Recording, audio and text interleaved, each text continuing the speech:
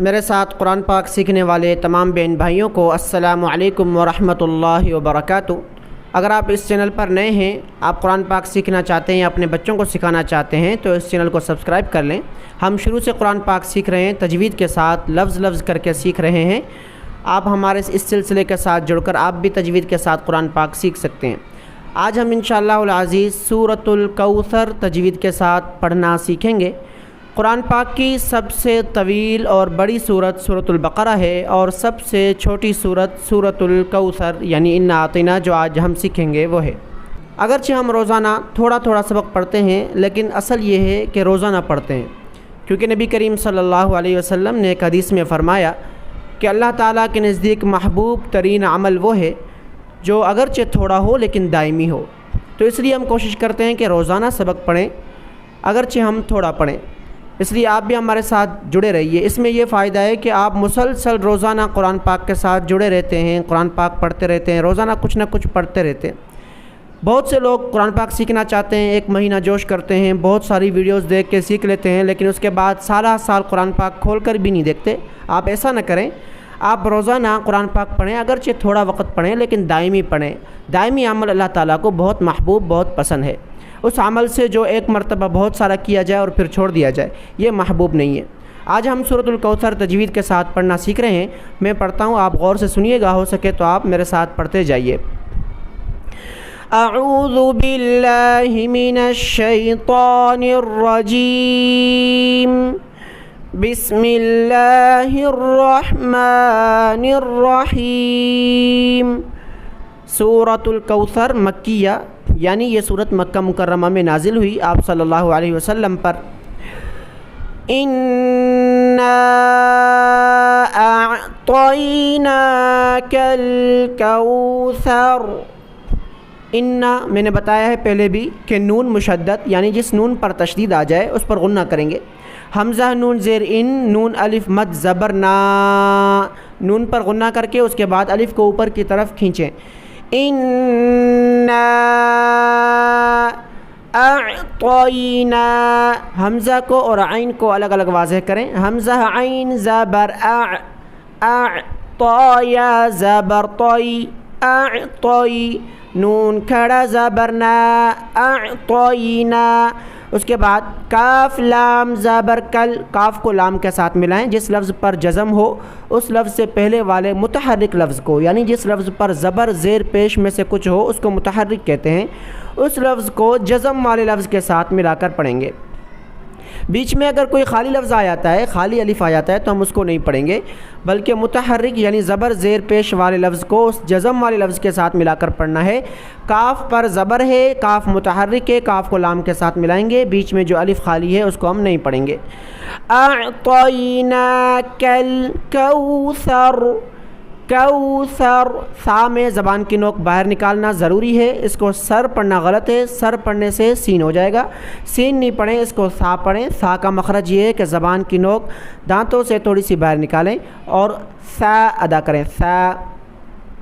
اور اسی طرح میں نے یہ بات بھی آپ کو پہلے بتلا چکا ہوں کہ را پر جب زبر زیر پیش ہو تو اس میں سے را پر جب زبر یہاں پیش ہو تو موٹا پڑھیں گے اور جب زیر ہو تو باریک پڑھیں گے۔ لیکن جب ایسا مرحلہ آ جائے کہ را پر ہم وقف کر رہے ہیں، جیسے کہ اس آیت میں آخری لفظ را ہے اور ہم وقف کر رہے ہیں، تو اس صورت میں دیکھا جائے گا کہ اس سے پہلے والے لفظ پر کیا ہے۔ اگر زبر یہاں پیش ہے تو موٹا پڑھیں گے اور اگر زیر ہے تو باریک پڑھیں گے۔ سا پر زبر ہے اس لیے را کو ہم موٹا پڑھیں گے۔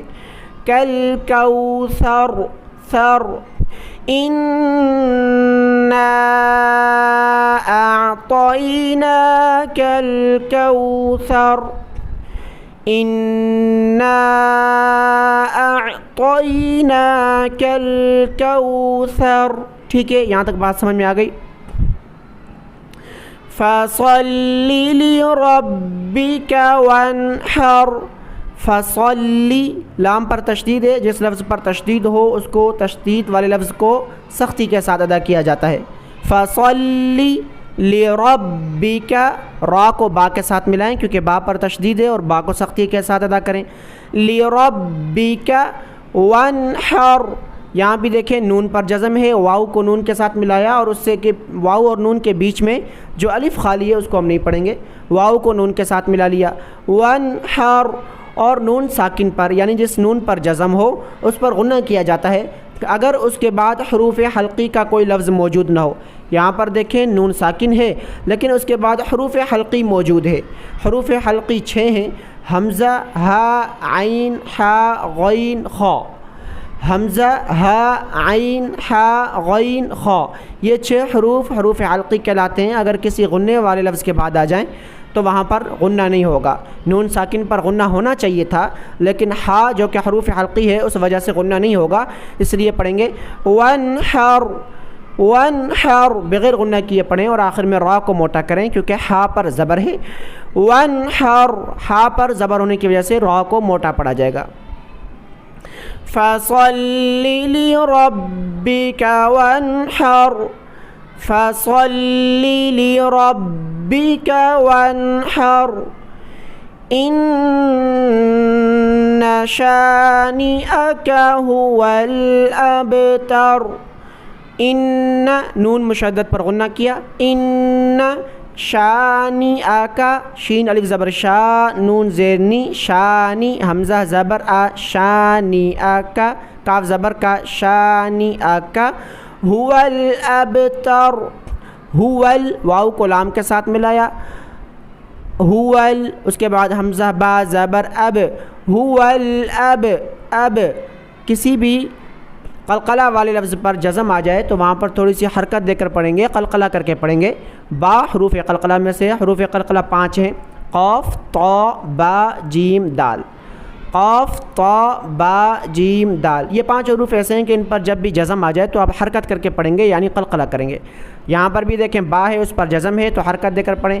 اب، اب تر، را کو موٹا کرنا ہے، اب تر، ان شانئک هو الابتر۔ یہاں تک ہمارا سبق مکمل ہوا۔ اب میں ایک مرتبہ روانگی کے ساتھ اس کو پڑھ لیتا ہوں، اس سورت کو آپ غور سے سنیے۔ بسم اللہ الرحمن الرحیم، انا اعطیناک الکوثر، فصل لربک وانحر، ان شانئک هو الابتر۔ صدق اللہ العظیم۔ آج کا ہمارا بہت ہی مختصر سبق ختم ہوا۔ اگر آپ کو ویڈیو پسند آئی ہو تو ویڈیو کو ضرور لائک کریں اور ہمارے پڑھانے کا طریقہ، سکھانے کا طریقہ کیسا ہے کمنٹ کر کے ضرور بتلائیں۔ جن احباب اور دوستوں کو آپ جانتے ہیں کہ وہ قرآن پاک سیکھنا چاہتے ہیں ان میں بھی اس ویڈیو کو ضرور شیئر کریں، اس اجر میں آپ حصے دار بنیں۔ ملتے ہیں اگلے سبق میں، اللہ حافظ۔